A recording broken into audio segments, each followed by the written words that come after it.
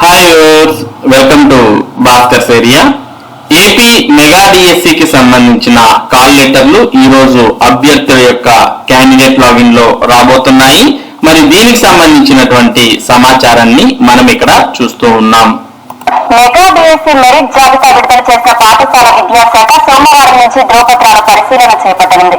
ఇందుకోసం 2 నుంచి 3 రోజులు సమయం ఇవ్వనుంది. రిజర్వేషన్ల ఆధారంగా అధికారులు కటాఫ్ మార్కులను నిర్ణయించారు. డిఎస్సి పోస్టులకు ఎంపికైన అభ్యర్థులకు 1:1 విధానంలో కాల్ లెటర్లు ఇవ్వనున్నారు. వెబ్సైట్ లోని అభ్యర్థుల లాగిన్ లో నేడు కాల్ లెటర్లను అందుబాటులో ఉంచనున్నారు.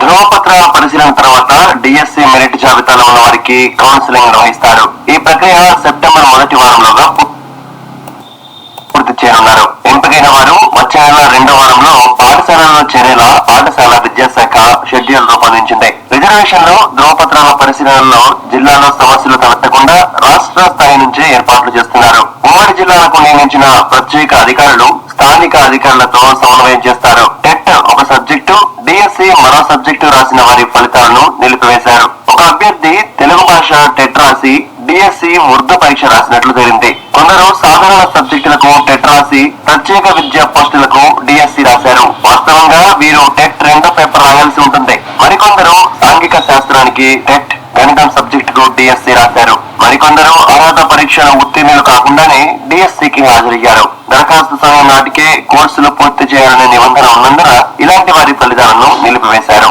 ఎస్జిటి జిల్లా స్థాయి పోస్టులకు ఉత్తరాంధ్రకు చెందిన 2 రాష్ట్ర టాపర్లుగా నిలిచారు. ఇవి జిల్లా స్థాయి పోస్టులు కావడంతో జిల్లాలోని పోస్టులు రిజర్వేషన్ల ఆధారంగా భర్తీ ఉంటుంది. శ్రీకాకుళం జిల్లాకు చెందిన అన్నెపు శేషాద్రి నాయుడు 96.401 స్కోర్ తో రాష్ట్రంలోనే టాపర్ గా నిలిచారు. విజయనగరం జిల్లాకు చెందిన సుంకరి మోహన్ రావు 94.649 స్కోర్ తో 2వ స్థానంలో ఉన్నారు. డిఎస్సిలో కొందరు 1, 2, 3 పోస్టులకు సంబంధించి టాపర్లుగా నిలిచారు. వీరికి 3 ఉద్యోగాలు వస్తాయి. అయితే దరఖాస్తు సమయంలో పోస్టులకు ఇచ్చిన ఐచ్ఛికాల ప్రకారమే వారు పోస్టు పొందాలి. 3 పోస్టులకు అర్హత సాధించిన దరఖాస్తు సమయంలో మొదటి ప్రాధాన్యం ఇచ్చిన పోస్టుకు ప్రాధాన్యం ఇస్తారు.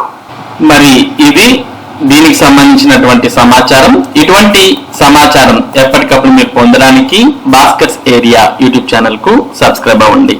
Thank you for watching this video.